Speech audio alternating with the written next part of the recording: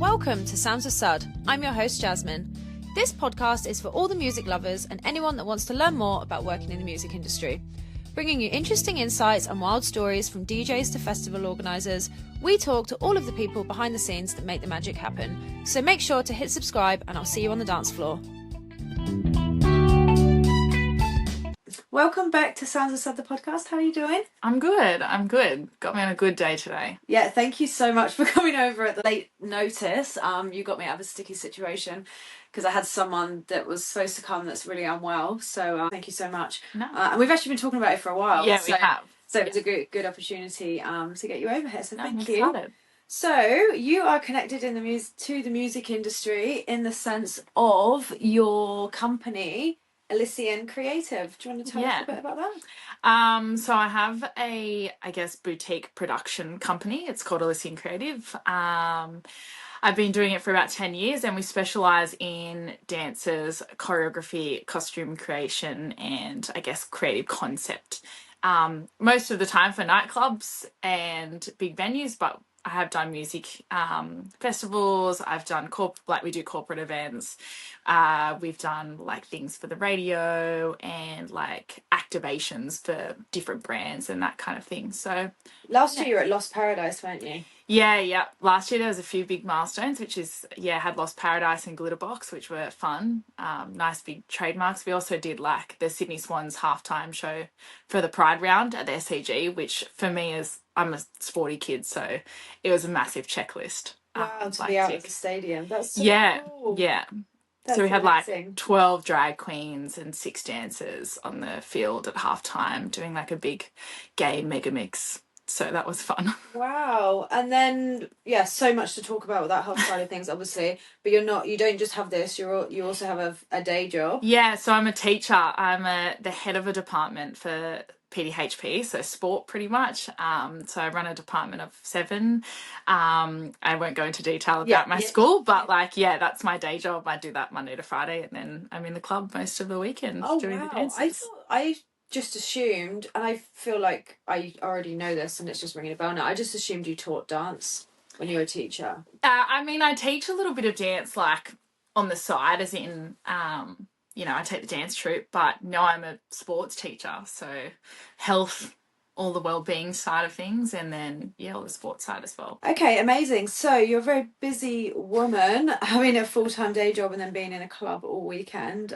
So obviously we know each other through your relationship with Ivy, where you've been dancing for 10 years? Yeah, so this year in May was my 10-year anniversary. So I guess this is kind of the story of how I became the business before it was the business. So back in 2014 was when I auditioned for Pacha.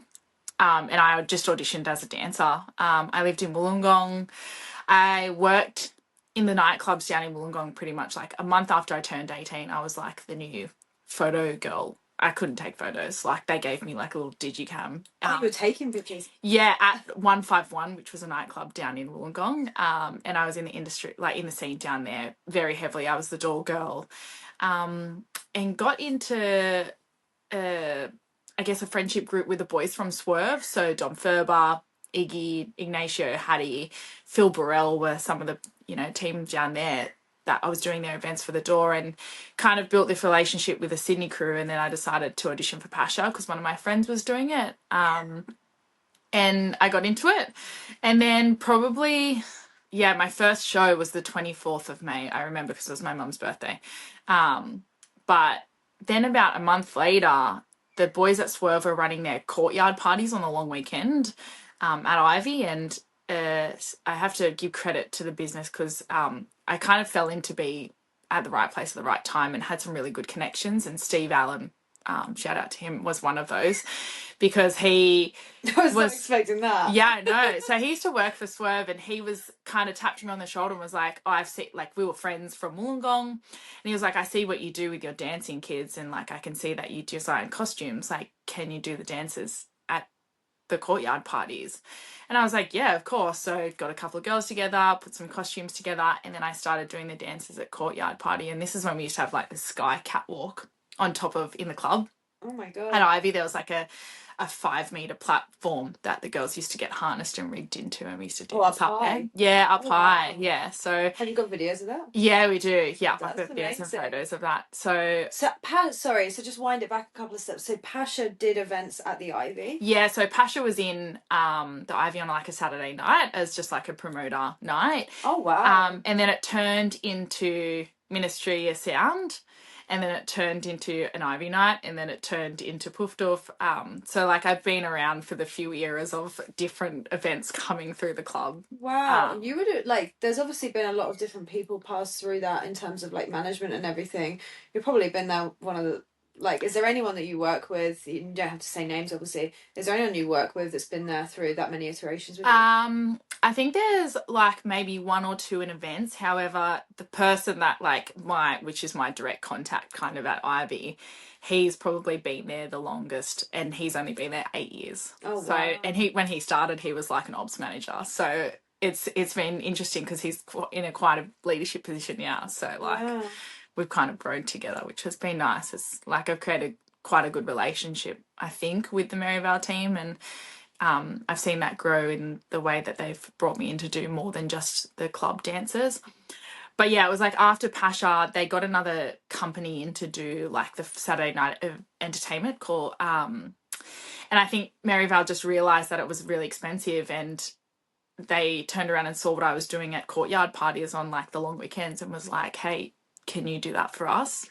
And so you were just doing it when they have those ad hoc day parties in the courtyard. Yeah, right. And then so eventually I guess they just saw what I was doing in those day parties, and they asked me to come in, well, not full time, but like be their sole provider of entertainment. Yeah, key contractor kind of thing. Yeah, so that's when we went into Pacha, and I did the very end of Pacha, so I got to finish with Pacha, which was really nice. Wow, that's amazing. And you have quite a few people that work with you. I now have a team of about 40 dancers. Wow. I've got like 2 really close, like 2 ICs that, you know, look after the business when I'm decide to go on holidays. But yeah, so we obviously have, it's not just Ivy. We have dancers at Cargo Bar, El Patron out at Gregory Hills. We do dancers down at Pepe's in Wollongong. We've done a couple of events recently at Kiama Pavilion.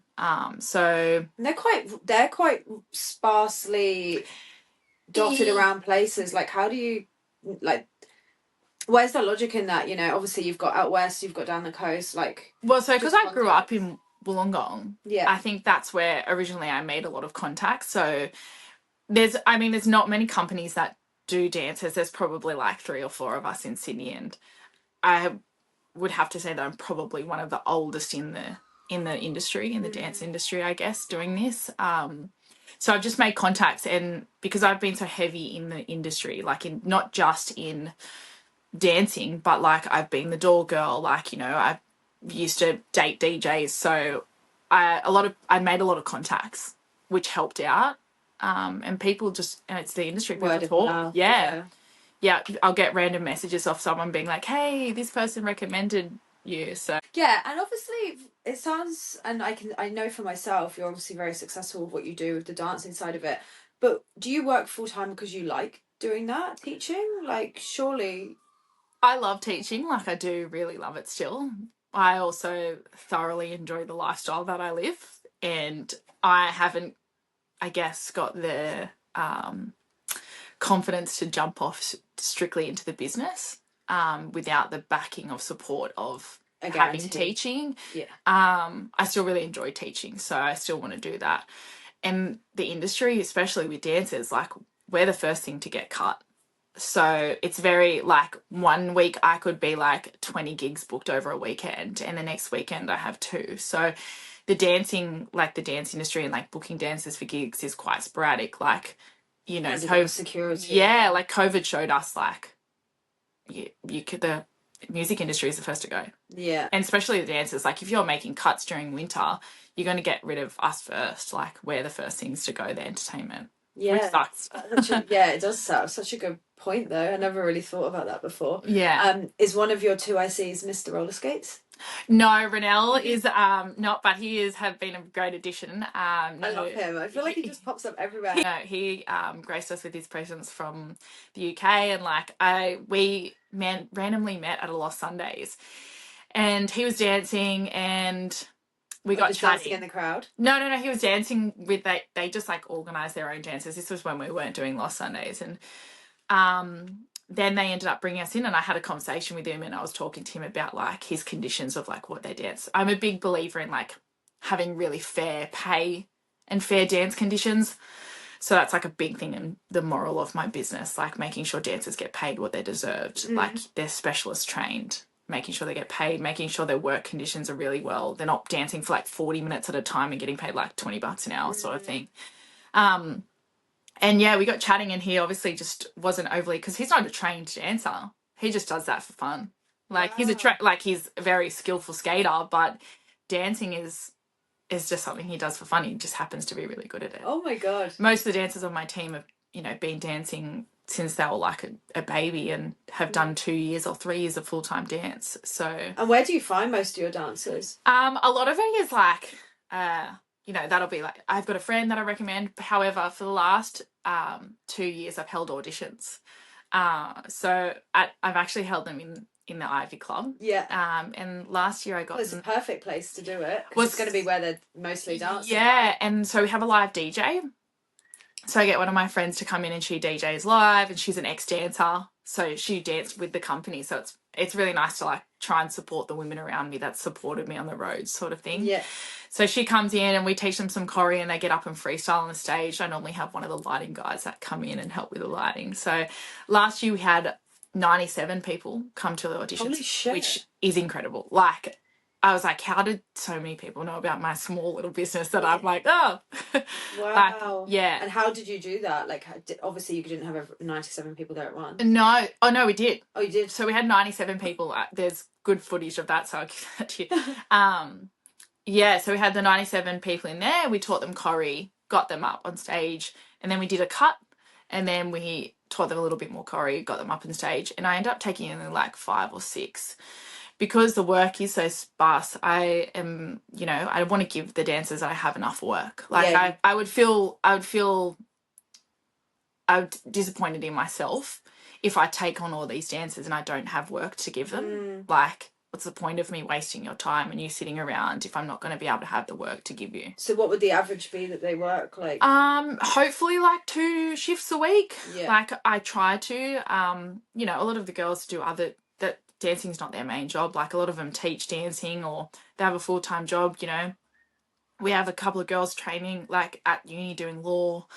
Yeah. Got a couple of nurses. They love it. Yeah, and like most of the dancers are trained full-time dancers. Like, they trained for 2 years, but unfortunately in Australia there's not really much work in that area. Like, it's not really when you think about it. Like, you've got like things like The Voice or like The Masked Singer and stuff like that, but that's like a handful of dancers, and there are so many dancers and so many talented dancers in Australia. So yeah, that's crazy. I completely lost my train of thought. There's 2 things actually. So first of all, obviously you've already shown it on social media, but your hair is so different. Yeah. What a way to do the podcast. I know. So for context, I've been a blonde for a very long time. And I used to, when I was younger, I used to be a bandit for coloured hair. Like, I've had every colour under the sun, like pink, purple. Like, this is going back like the days of like DJ Tiger Lily when she was in like, her limelight and everyone loved it. DJ Valentino and stuff like that. It's so funny you just said that about Tiger Lily, because Porrick is doing your shot, and I've got a leaflet in the bedroom that he brought home from his lessons this week, and it's like, she won it 13 years ago, and it was basically saying like, this competition changed my life and all this kind of stuff. Well, so I remember going to her Your Shot, like, and it was like Sounds on Sunday at like Greenwood Hotel. Like, I remember doing Sounds on Sunday like most Sundays. I was doing a bit of promoting at the time with Dan as well for like DFB and like Holy Ship, like a couple of like boat parties. So yeah, I just remember her and her colourful hair, and I wanted to be like that. So yeah. Yeah, and she still does have colourful hair, doesn't she? She actually has blonde hair. I think she wears a wig. a lot of the time. And that's kind of what pushed me to do this colour. I have this like beautiful wig that literally looks the same as this. And I've worn it a few times and I'm like, wow, this looks good. So I just decided to jump, and it looks beautiful. My hairdresser did a really good job. Amazing. So, I got a pink wig with like curly that I wore to Strawberry Fields last year, and I just look at the pictures, I'm like, I love it. And everyone thought it was my real hair. Everyone, I was like, bro, how would my hair become this overnight? Yeah, it's not even like blonde where you can like just kind of put a rinse in it. Yeah, and I was just like, these are people that know me really well, and I'm like, that's definitely not my hair. So good. And then the other thing I was going to say, which I forgot a second ago, obviously the dancing makes sense, but did you learn to dance or did you just love it? So I have been dancing since I was a baby. I'm a technically trained ballet dancer. Like I did my exams up till I was 17. I also did went from dancing into all-star cheerleading. So like throw people up in the air, like Cheer, the Netflix doc. So I did that for years. I went to America a couple of times, competing in the World Championships. But in year 12, I tore my ACL. So I stopped dancing, and it was kind of, when I recovered, I got back into dancing. And then, when you look at me compared to the other people in my company, I'm nowhere near as trained as what some of those dancers are. However, I think it's the business mindset and kind of, it's not what you know, it's who you know in this definitely in this industry that's helped push the company. Like, I wouldn't say I'm the best dancer on my team, but I have been doing it long enough. Fucking good. I've been doing it long enough to know what works in the club and what doesn't. Like, if I'm going to do like a choreographed, corporate piece, maybe I might not be the best person for it. I've got some beautiful technically trained dancers. But when it comes to freestyle in the club, like, I've been doing it for 10 years now. Yeah, they like. Yeah. And one of my favourite things about what you do is the costumes. They're so good. Yeah, I mean, that's the time when I get to just go a little bit crazy and on my creativity. And what does that kind of creative path look like? Because some of the stuff you do is fucking incredible. I mean, it all is, but some of them I'm like, wow, I want to wear it for my festival outfits. It looks so cool. So I mean, when I was younger, I was teaching dancing, so I always like created their costumes. Like, I designed their costumes. A lot of the time we would get them made and sewn, so I would draw them and be like, this is what I want this material, I want this fabric. And some of the time I do that still. Like, some of my beginning costumes I still do sketch a little bit on the beginning costumes, but as inflation has happened, getting costumes made is so expensive. Materials expensive, the labor work behind sewing is expensive, so finding a cheap sewer is like so hard. So a lot of my work now in the costuming is deciding, like, most of the time, in like from Merivale we get given like a mood board or a lookbook at this is the night look and feel, and these are kind of some of the inspo pics, and then I have to kind of bring things together and collaborate a look. And a lot of time it's like, I'll buy this piece from there and I'll buy this piece from there, and then just put it together and try and style it. Like, a lot of it now is styling, but sometimes I'll have a really rogue idea. Like, I'm not sure if you've seen the WOW costumes with the smoke mask and the LED lighting around them. I think so. I just like randomly went into a party store and saw these masks, and I was like, these are so cool. And I was like, I'm going to put like LED lights on these. So I like sat in my lounge room and like hot glue gunned. So you like modify outfits. Yeah. So. And what do you do with them all? They live at my house. The ones at Ivy live at Ivy, but how many do you have? So many. Too many costumes. And me and my partner and Alex just moved, and we don't have as much storage, so I'm just been trying to find storage for all these costumes. Oh my God. Yeah. And is there do you want to keep them all, or would you ever I mean, I would love to sell them off, and especially because I've got like 4 of most things. Like, I've got 4, but I think a lot of they get worn so much. Like, the girls are not like just being like wearing them out, they're like dancing full out in them, so a lot of them are like being through the wars, they're a bit tattered. So I have spoken to Alex about doing a Glebe market sale. You should do it, because so many of the outfits that you get your girls to dance in that are incredible, they fit that festival vibe. Yeah. If you're going somewhere and people like to dress up in groups with their friends, I think it'd be great. And like, all of those costumes and stuff that you wear to festivals are so expensive as well. Yeah. So if you've got something second hand and then you don't feel bad and then they can pass it down, definitely should. But obviously you keep the special ones, and then big events and stuff, I imagine you make special ones. Yeah. Normally, like if it's it honestly just depends. Like a corporate event might want something more specific, and like obviously it's corporate, so they go for something a little bit more like tame and like showy, like showgirly-esque, whereas something at the club doesn't have to be as tamed. You know, and every night has a different look and feel. Less the better, probably. Yeah, I guess it depends who you ask. Like, you know, Thursday night to Friday night to Saturday night look different. Like, you know, Saturday night at Above is very like, so for Above we have all different types of dancers. Like, why don't we wind it back 1 second? So, so Ivy is open 4 nights of the week. We have Ivy Thursdays, which is like a uni party, very much crowd. Backpackery crowd as well. A friend of mine just got here. It was so funny. She just got here, and I was showing her around the Ivy precinct. I took her to Jimmy's, and I was telling her about Alex and how my friend runs the club, and I was like, oh, if she wants to go there with her friends or whatever. And then he just happened to get in the lift. It was the weirdest thing. I was like, I was just talking about you, and then he was, and then I asked if they market that kind of backpacker market, and he said quite heavily, like around to all the hostels and stuff. So that's very much like just as expected, really, isn't it? It's just like it's a safe bet if you want a night out on a Thursday. And I guess like to tie into not just Ivy, but like Cargo Bar on a Friday, Saturday is a very similar vibe. Like that young crowd, like they get a lot of backpackers in, or kids straight off the boats parties. So it's a very similar vibe. Like the costumes on a Thursday night and like a Cargo Bar are like really playful and fun. They're bright colours, like the girls look cute and pretty, and like you know, the dance style is very like interactive and playful and flirty and fun, high energy. And then you've got Wow on a Friday, which I've never come to, and I don't think I ever will, because it's like hardstyle. It's a lot. I mean, I'm not a hardstyle fan, but you know, each to their own. I'm not going to yuck someone's yum. They're into that.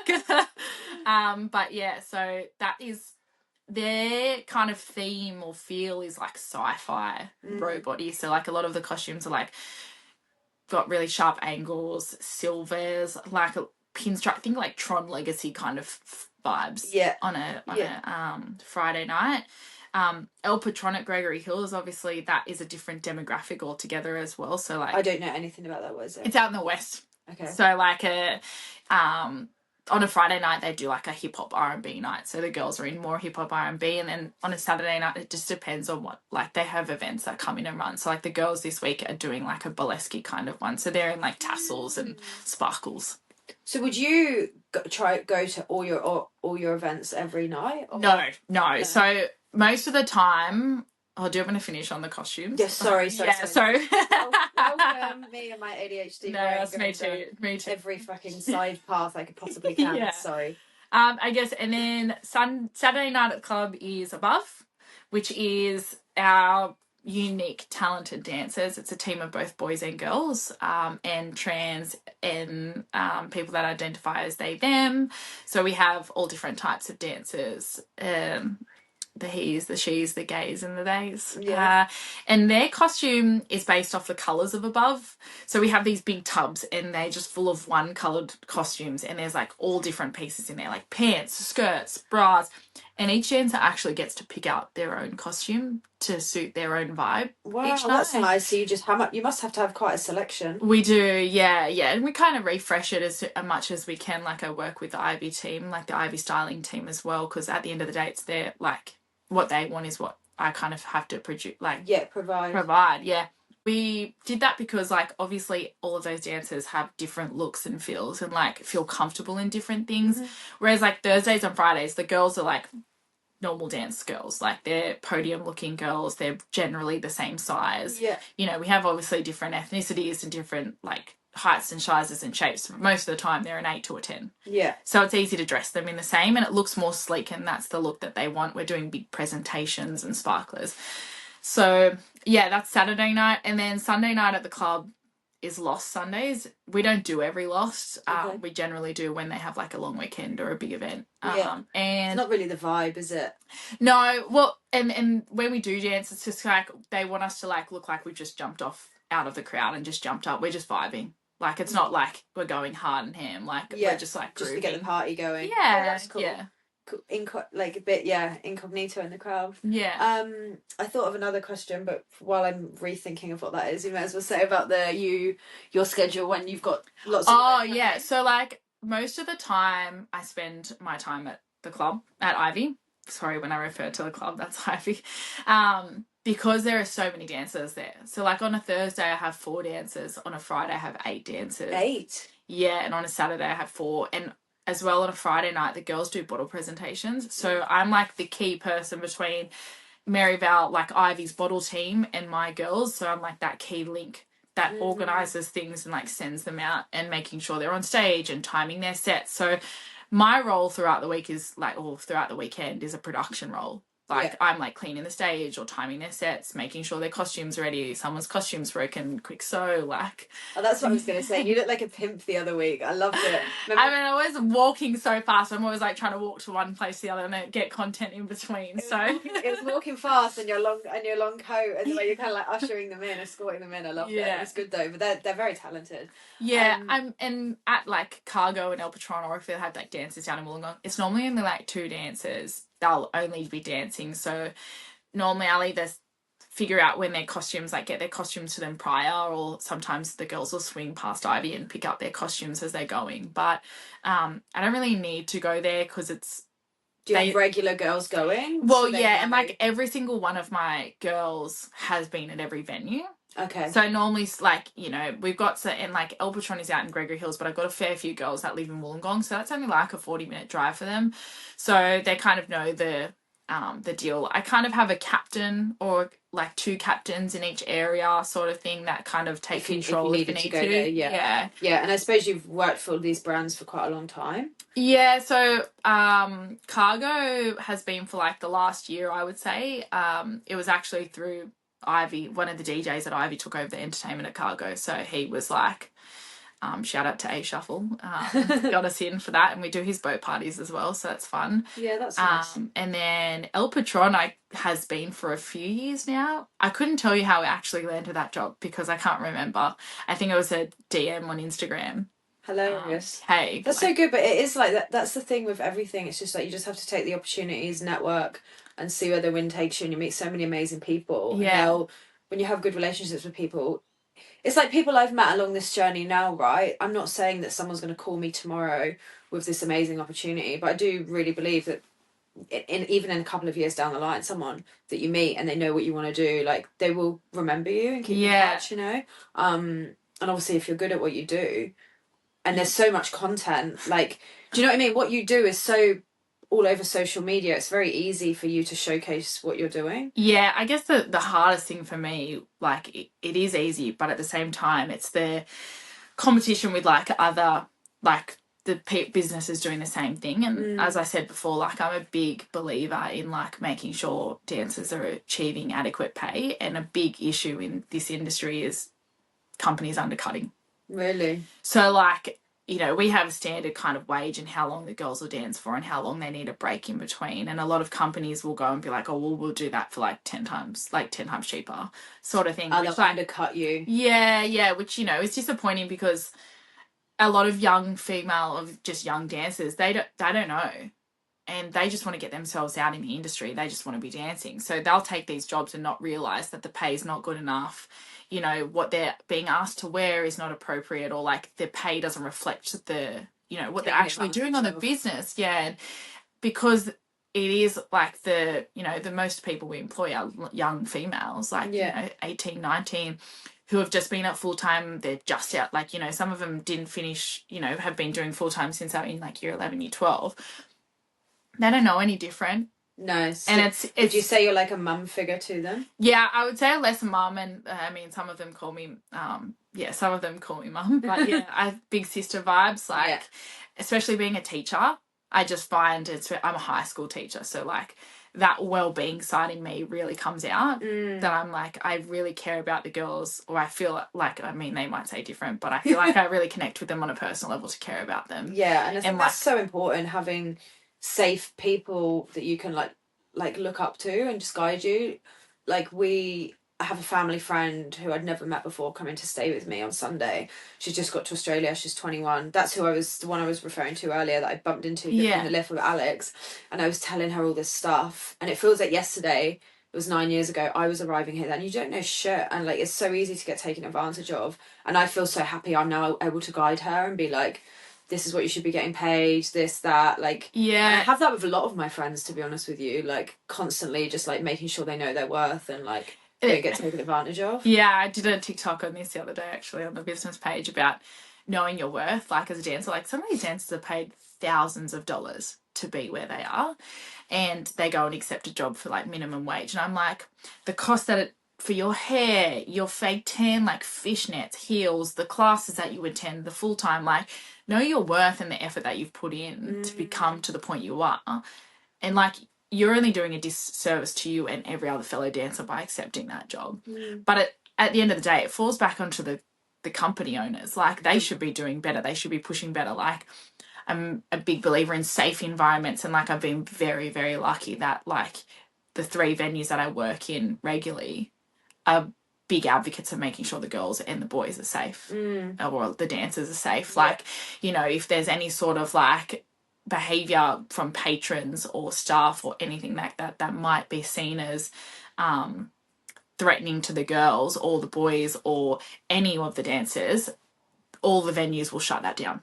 Yeah, and it's quite, when you think about it, because you think, oh, why is dancing dangerous? But if you think about it, you're dealing with intoxicated people. They're beautiful, young, generally, like, beautiful or not beautiful, like everyone's beautiful, but you know, like, they're vulnerable in minimal clothing, walking through the crowds to get through podiums. Like, it's not even just like the girls, like, you know, we obviously have a lot of people that identify in like the LGBTQ, so sometimes there might be people that come through that don't accept that and can be quite rude or disrespectful to those people. So even though it might not be physical harm, that, like, you know, people say things, and it's I've been super lucky that I've been really, like, and the team has been really supported in every single venue that we've worked in to shut any of that kind of behaviour down. Yeah, I was actually, kind of led me nicely. I was actually going to talk about the whole, you know, not just a skinny young female, like, and the diversity and the all of that kind of stuff. How did you like first kind of introduce that and encourage people? Because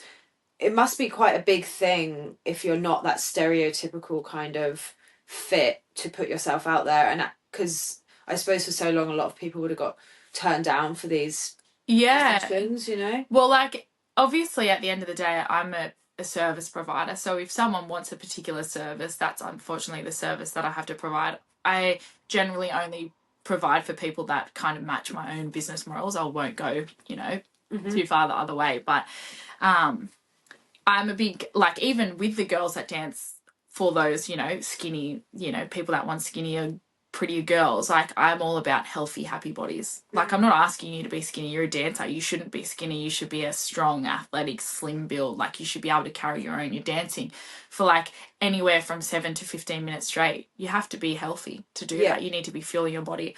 But it was really exciting when, like, the club and, you know, the 2 promoters approached me about, you know, expanding the team and adding this diversity in, because they don't get enough opportunity. And I think, you know, Sydney has definitely opened its doors to celebrating more diverse dancers. And everyone that comes into the team, like, does really enjoy the fact that that's, you know, that's something that's been allowed and accepted in. At the same time, you know, there are still parameters that these dancers have to fit. Some of the dancers still don't fit that brief. Maybe their dance training isn't where it needs to be. Maybe they don't have the right style on the stage. I think that's probably not as in like look style, but dancing style. That's a big thing, like making sure their dance style suits like the music or the vibe of the night. Sometimes, you know, above is a house party. It's big tech house music. It's love, and sometimes if like the dancing is too sexy or too promiscuous, it doesn't match the vibe, so they don't match the look and feel of that night. Yeah, so it's not just about physical look and feel, it's about the way you portray yourself. Yeah, and the style. Yeah, 100%. Yeah, that's cool though. So it's mainly Club Above that's kind of introduced that part of your business for you. Yeah. Oh, that's nice. Yeah, I suppose their values are all quite aligned. I think Lost Sundays is like the leader of it, of like that. Well, I mean, it's Finely Tuned. Yeah, Finely Tuned have their foot in both doors. So that's what I mean. I was going to say they kind of set the standard with their kind of all-inclusive, you know, safe space for everyone. And then obviously themselves and One Hit have done Above together. Okay, and then what have been, obviously, sorry to ask your age, but you've been doing this for 10 years. Yeah, I'm 32 this year. 32. So 22, that's young to be going out into that kind of market. How have you found that as like a young female navigating, starting your own business? I mean, starting the business isn't, like, I guess because it didn't really start when I was 22. I was kind of my own company by myself. And then it wasn't until like, and I never really took it serious until probably like a couple of years ago. Like, I reckon maybe like 5 years ago was when I was like, oh, this is doing well. Let's actually like take a handle on this, like give it a name, like invest some money and time into this. The hardest thing, I guess, as a female is, and I'm sure that you can attest for this, is working in an industry full of middle-aged white males. Yes. Yeah. And the struggles of, you know, especially those, you know, that era or that generation that don't know this, they don't know dance. They don't understand. Like, so them asking for X, Y, and Z, I'm like, no, that can't happen. They're like, but why? And I'm like, because it can't happen. And like, they just don't understand sometimes. So there's a bit of a breakdown in them not being educated in what we, like, you know, dancers do or provide, or like what we don't provide or what we don't do. But I think that's probably been one of the biggest struggles, is like, there's not many females, or especially when I started, there weren't many females in this industry. No. You know, you'd had the occasional DJ or maybe like door girl or something like that. But when it came to like in events and like working, because over the years I haven't done just dance, like I've done a lot of like show calling or production, handling. Like I went to Your Paradise for like 3 years and did like artists. It's a music festival over in Fiji. Okay. So I've done a lot of artist liaison with other companies. Like that. Is that with Steve? Yeah, with Steve. Right. I was going to say, I've heard about that. Where is it from? It's from Steve. Yeah, so like I met, like, you know, worked with Skrillex and stuff like this. And, you know, I've been involved in a lot of like artist liaison, looking after like artists when they've come here, and like that when Merivale didn't want dancers, I did a lot of that as well. So I guess being in the industry, like you're a young female and people stereotype you a certain way. So it's trying to break those stereotypes, be like, I'm actually educated in this. I've been doing this for 10 years. I know this industry. It's actually funny you say that, because, you know, most people are like scared of getting older. But I must say, in the past couple of years, I have like so much more confidence in myself that you're not just like a young little girl. And I was in a situation the other day, like a work situation, and I was in a meeting that I was leading with like 14 men. Well, it's funny, like, so obviously my partner Alex, we met through Merivale, like 2 years ago or 3 years ago now. As he said, the love of his life. But even him, like, you know, we work very closely, but I have a firm hand in regards to like our professional and personal relationship are very separate.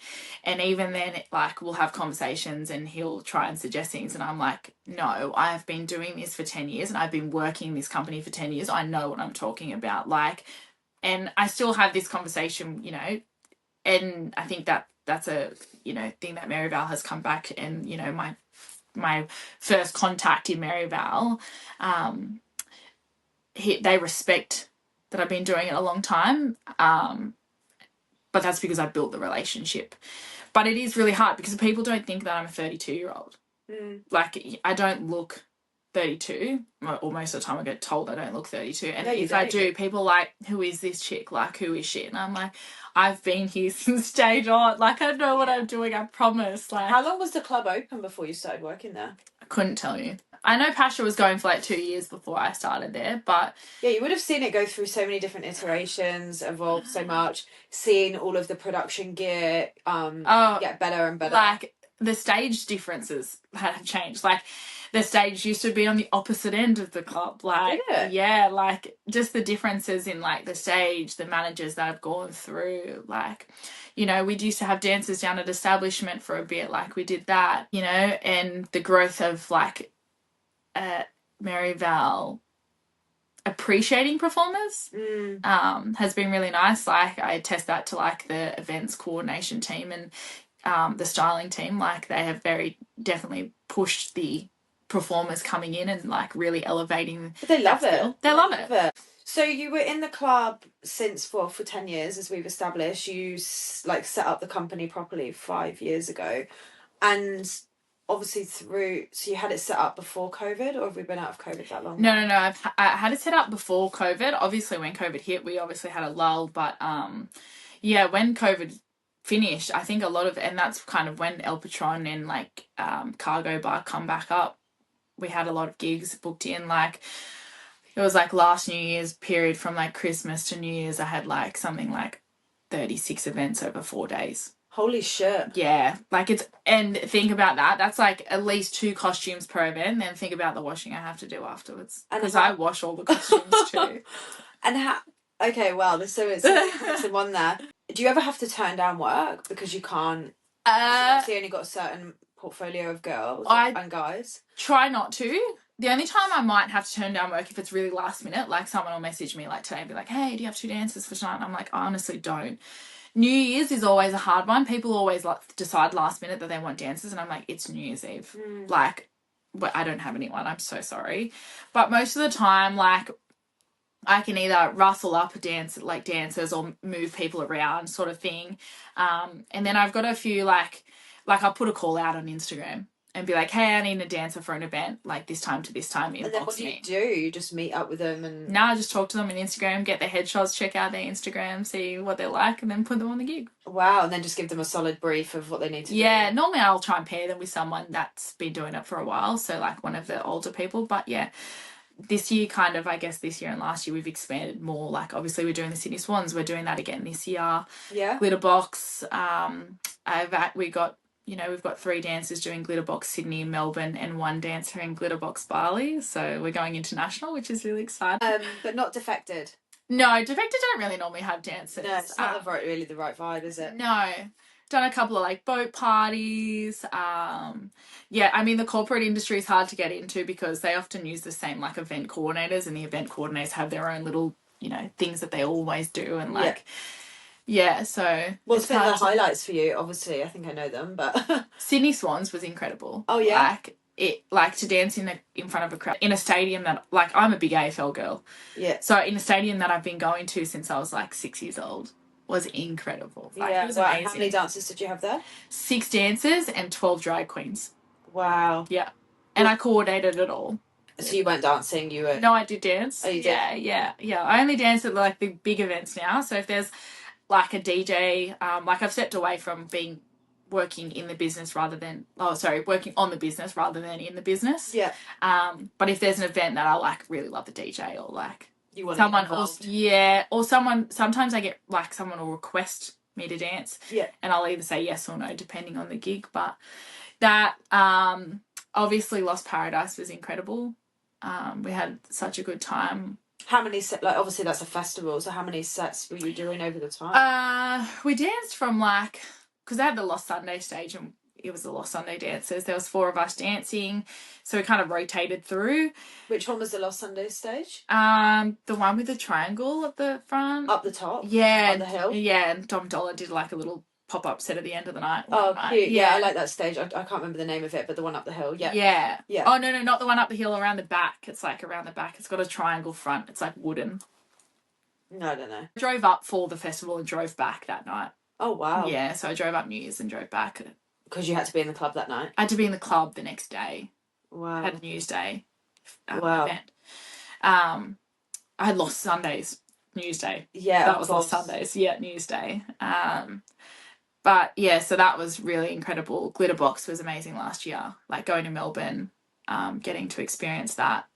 You went down to Melbourne for it? Yeah, so we did Glitterbox Sydney, which was at home nightclub, and then did Glitterbox Melbourne as well. Wow. So it was really fun.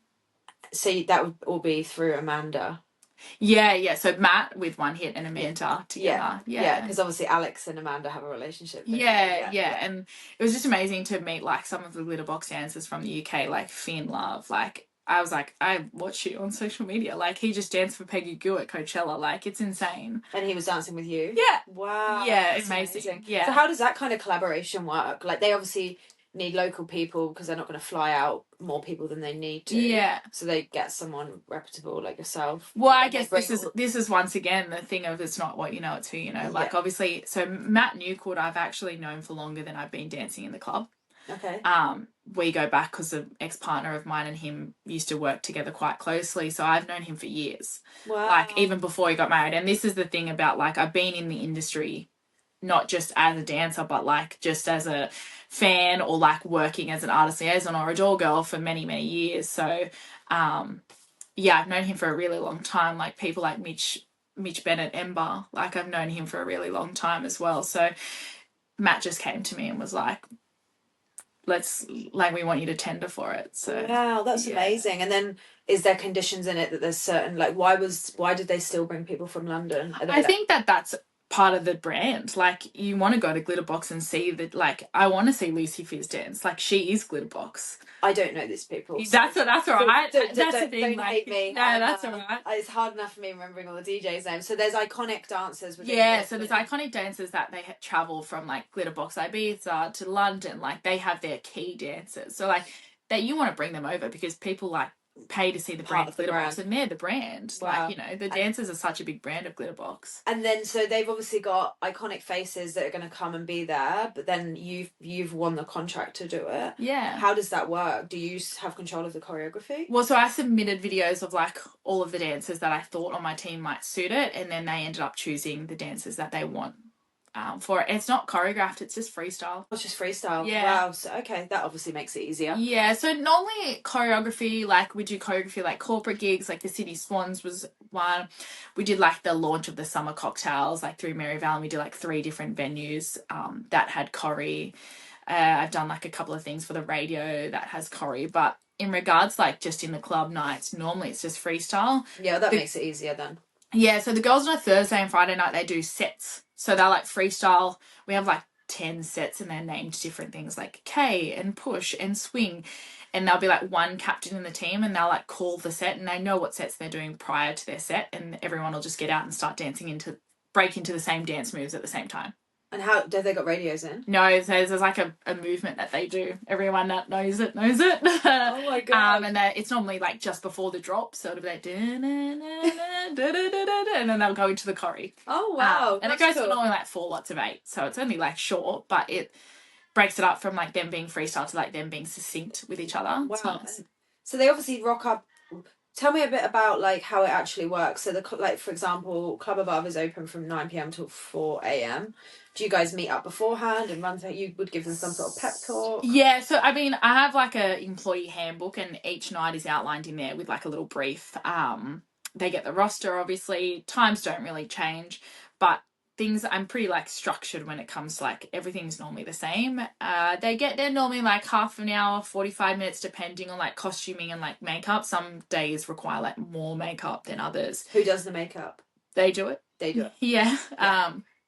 So they get like half an hour to get dressed and get ready. And then like on Club Above night and like Thursdays, there's only like one team.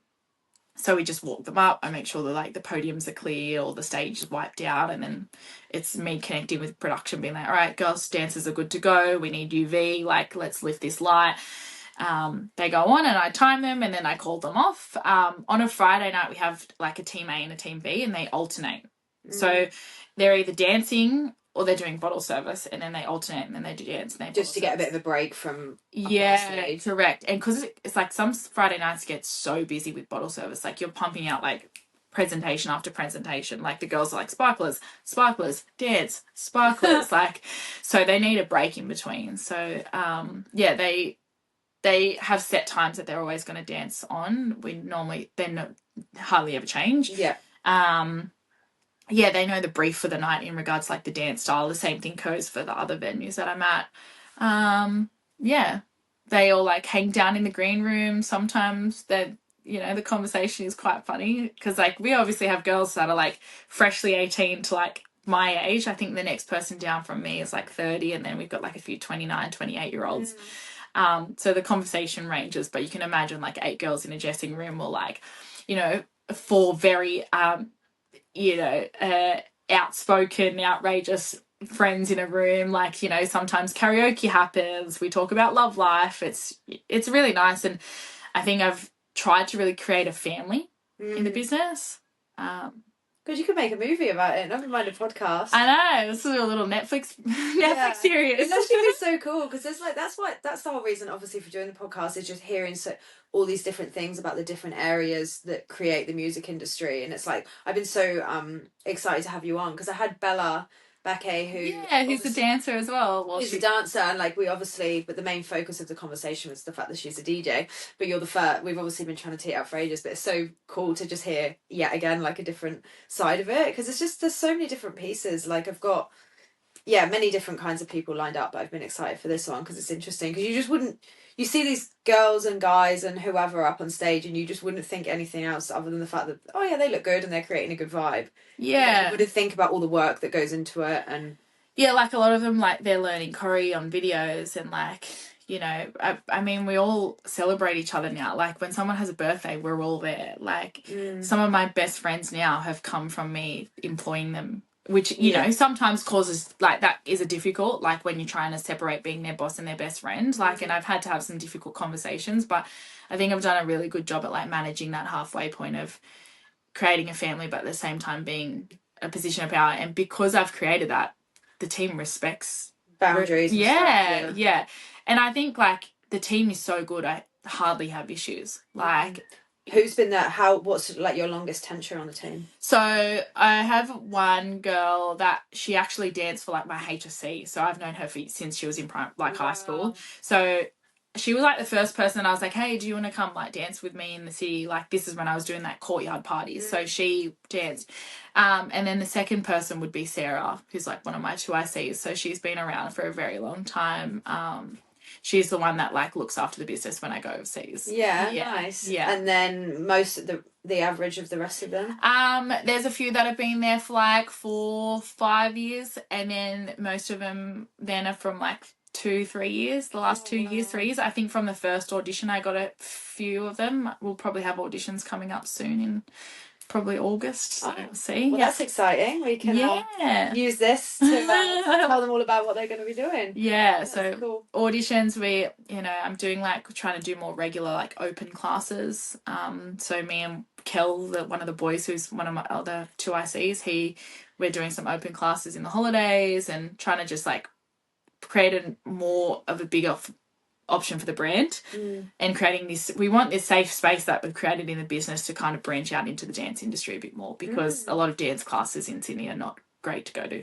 Yeah, okay. It's a bit of a competitive. It's not the vibe. Yeah, not friendly. No.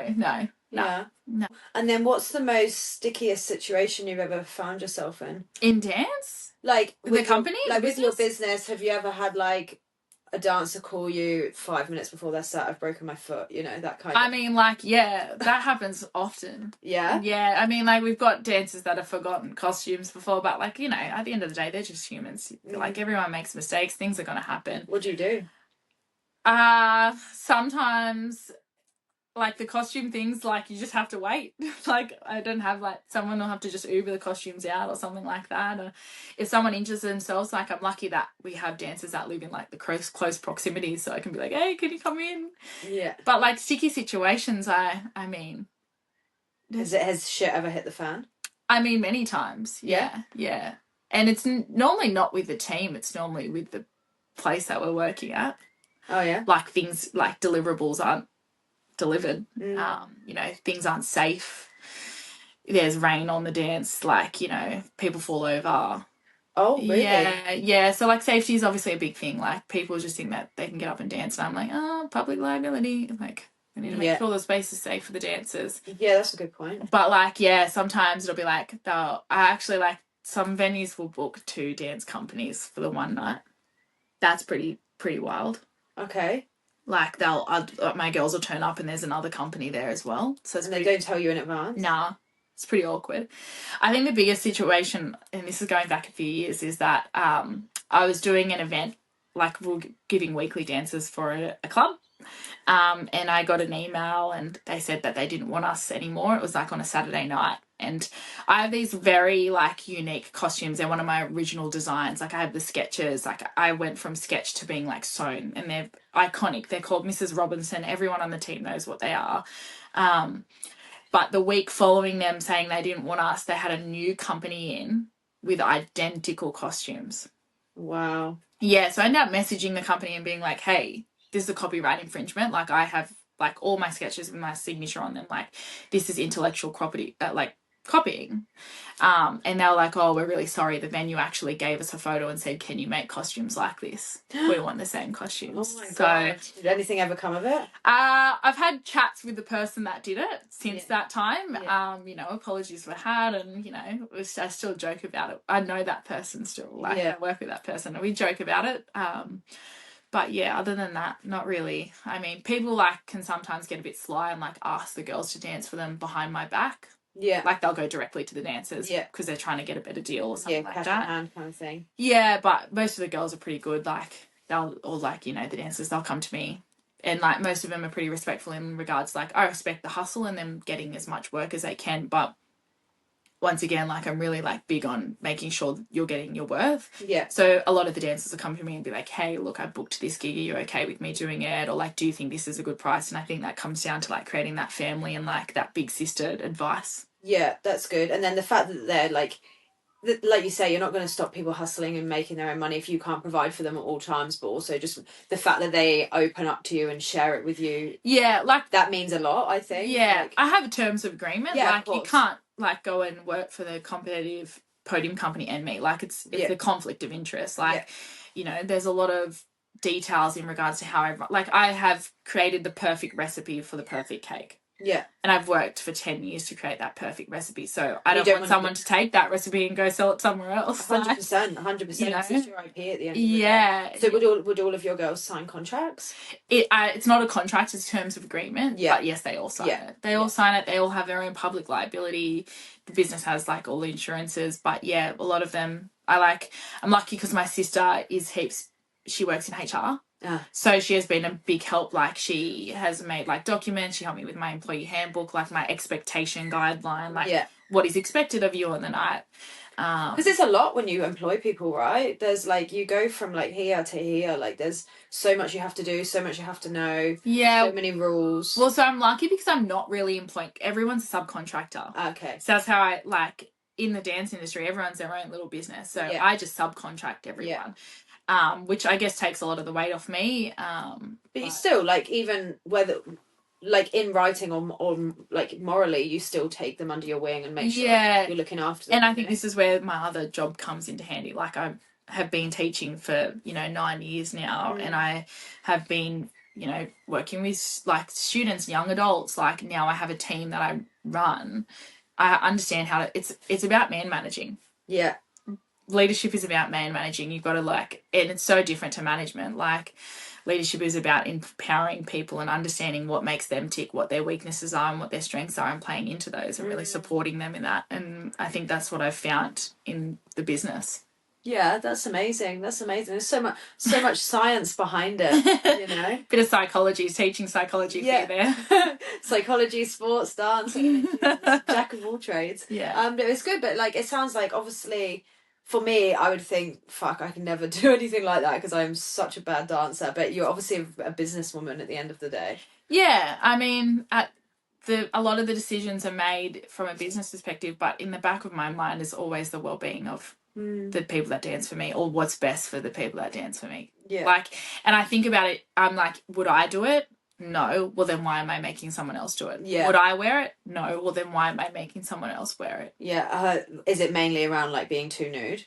No, not even that. Just like the conditions of dancing, like how long you're dancing for, like is the pay enough, like how far they have to travel and if the travel time reflects the pay, like just all those things. Like extra rehearsals before learning like choreo. Like, would I go to that and be paid that much? Like, no. Then why am I expecting other people to do it? Like, you shouldn't be willing to ask someone to do something you're not willing to do yourself. 100%. And I think that's like would obviously show the quality in the family that you're kind of building within your girls and guys, is that they know that you're not going to put them in shit situations. Yeah, and I mean, there has been like situations where like you go to a random gig and like it's not the best of environments, and like we are lucky, you know, at our 3 like main venues, the team is treated like royalty. Like, we are very looked after. So when you go to a venue that's maybe not as well kept, or they don't have dancers all the time, the green room can be a bit sketchy. Like, it's a back room, or like it's in the stairwell, or like. So sometimes, you know, yeah, they have to remember that not everything's like Merivale. Yeah. But yeah, just making sure that like at the end of the day, I just want to make sure they're safe. And then what's your like long-term aspirations? You obviously love teaching, but what's your, I mean, is this your ideal situation? I don't know. Like, I don't think I mean, I would love to potentially do the business full time, but I'm not ready to take that step. I still am super invested in teaching. And like, there'll be some days I'm like, I hate teaching, I love the business. And then other days I'm like, I hate the business, I love teaching. So I go back and forth. I think there might come a point where one will pull too much on the other. Like, whether I step up in my teaching career into a high leadership role, or whether the business takes off like massively, that I might have to pull away from one of them. So just kind of letting it. Yeah, I'm just riding the path at the moment. I just really love doing it. Like, yeah, me too. That's why I'm just like going with the fucking flow. I've just learned to just stop trying to map out what's going to happen and just take the signs and go with it. And do you have like bucket list items for like? I mean, I would love to do like get put onto like a festival round, like, and try and do a festival, and like their trips in over the like each city and stuff like that. Like a full tour around Australia. Yeah, or like get booked with an artist to do their full tour of Australia. Obviously internationally, like, we'd love to do. Would artists usually bring their dancers with them? I mean, not many artists have dancers these days, like, you know, but just being like, yeah, like back in the day I worked really close with Pacers, which was he's a DJ, and he create like a producer, and you know, he took us to a couple, like I went to New Zealand with him because he had dancers, and I did a few gigs with him, and it was pretty incredible. But like, obviously we'd love to go more international. Like, I'd love to get over to Ibiza and dance, and that would be. Have you been? No, I've never been to Europe. That's our bucket list next. Wow, I've never been to Ibiza. God knows how. So many people in here I'm talking to, and they're like, what? So I want to go there. That's on my bucket list, just to fucking go to Ibiza. But that would be cool to see you dance there. Yeah, and I guess, like, you know, tick off some of the big festivals in Australia would be amazing. Obviously corporate gigs are great, but like, is it where my passion is? What do you mean by corporate gigs? You've referenced it a few times. Christmas parties, like law firms Christmas parties, or like they get dancers. Yeah, like they'll do like shows, like, you know, like partner work with like boys and girls, and like I have specialty acts. So like I have a contortionist, like we have Renell on his roller skates, we have acrobats, I have an amazing like pole dancer, like she's incredible. I have people that do like lyra and like aerialist stuff. So they get booked for those kind of things, and like drag queens, and those like corporate gigs is where the money is at, because people are willing to pay for like things. However, it's not where my passion lies. No, like the festival scene, like Ultra, like doing that, like becoming the main provider for like the Ultra Angels in Australia would be incredible. Like, what's Ultra Angels? They have, so Ultra, you know, Ultra the festival, they have their own brand of dancers that they're called the Ultra Angels. And they normally in like over in Ultra, like Miami, they have like, or they audition, and like there's a few Australian girls that do it overseas. But in Australia they like just tender the contract out. There's so many. Cause so you know, there's like heaps of hardstyle festivals that always have dancers, so I'd love to be like successful in those. Like Knockout. Yeah, HSU events, all of that. Like, I'm not a massive hardstyle fan, but like they are one of the biggest providers for like entertainers, like dancers. Wow. So yeah, I guess just getting them, getting more into like the festival scene. Yeah, that's big events, Field Day, Harbour Life. Yeah. You know, I think it's Mardi Gras is good. Like even the Mardi Gras shows, and like choreographing something for those. Have you been on a float for Mardi Gras? I have, but many years ago. Yeah, I haven't, like, I would love to, like, obviously I've had a lot of dancers. My dancers dance at Mardi Gras, but I'd love to choreograph a piece for Mardi Gras. Yeah, that would be cool. That'd be yeah. cool. I've always wanted to go on a float. Yeah, you should. They're pretty easy to get on. Yeah, I mean, I think... I'm actually surprised Merivale hasn't done a float. Have they? Never? I'm pretty think sure someone told me they did one before, or they did one through partners. Probably with Puffdorf. Yeah, like a lot that would of make sense. Would Yeah, that would make sense. Yeah, I mean, years ago I wouldn't have had any context, whereas now I feel like well equipped. If I really put my mind to it, I could definitely get on that. Yeah, just to say you could coordinate that. I'm ready for it. I'll be on it. So good. That, and I guess there was one other bucket. Oh, I potentially might branch into like a NRL cheerleading team. Okay, I wasn't expecting that. Well, so because I did cheer for so many years. Yeah. I once upon a time cheered for the Sharks and for the Hawks. Yeah, do they all have cheerleaders? Is that a big thing in Australia? They still, like, most of the teams still have cheerleading or like a hype squad. So I'd love to be able to, like, the Sydney Kings, like their basketball hype squad. Like, I have a background in, like, all-star cheerleading as well as dance. Like, I know that I could choreograph it with my eyes closed. Like, that's something, because it's, like, ongoing work and it's, like, a different style of dance. Like, it's very structured and... A bit more consistency. Yeah, it's just, like... It's more like a Stedford style dancing. Like, it's competition dance. Yeah. Put on a field or on a court. So you're actively trying to do anything with that?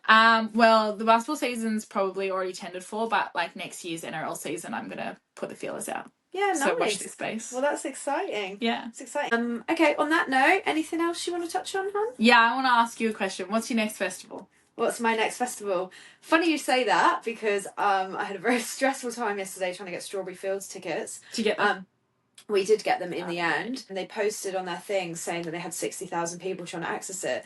But how weird is this? I eventually got all the tickets. I had to get 4 tickets for me, Porrick, and 2 of our friends, Elle and Kill, because they're overseas and their payment wasn't going through. The tickets I brought a ticket, and then the one I brought after that was cheaper. So, like, by the time I got onto it, it was already on final release.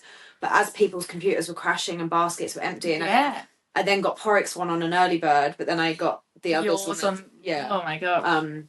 Which was hectic. So I got Strawberry Fields, which I went last year, which was fucking incredible. Yeah. It'd be so cool if you and Alex could come. I know. I was gonna say, when are we gonna meet on the LA Brick Road again? Yeah, that would be so good. But the next festival I'm going to will be Defected in like 3 weeks. Oh yeah, excited. Croatia. Oh wow, you're going to Croatia in 3 weeks? Oh, that's exciting. Yeah. Actually, me and Alex has been trying to get me to go to that. Like, we tried to go last year. And we wanted to go this year, except because I'm a teacher, it's really hard to get time off during school term. Take Alex with you, because I can't get time off during school. Yeah, I was going to say, when you were saying earlier about being a teacher, and I was like, how are you here right now? Because it's Friday. School and school holidays. That's why I said you got me at a good time. That's why. Then I was thinking about school holidays. Yeah. But yeah, I've got a spare ticket, and I'm literally going to I'd rather give it away to someone for free than it be wasted. Yeah. Porrick is competing in your shot. Yeah, so is Renelle, and so is Fiona. Who's Fiona? Fiona is, she's an above dancer. She's got curly hair. Oh. Big curly hair, yeah. Hilarious. We'll have to link them all up. Yeah. Anyway, sorry, so super sidetrack, but thank you so much for coming on. Thank you for having me. Yeah, we will meet on the Yellow Brick Road again at some point. It'll be very fun. Thank you.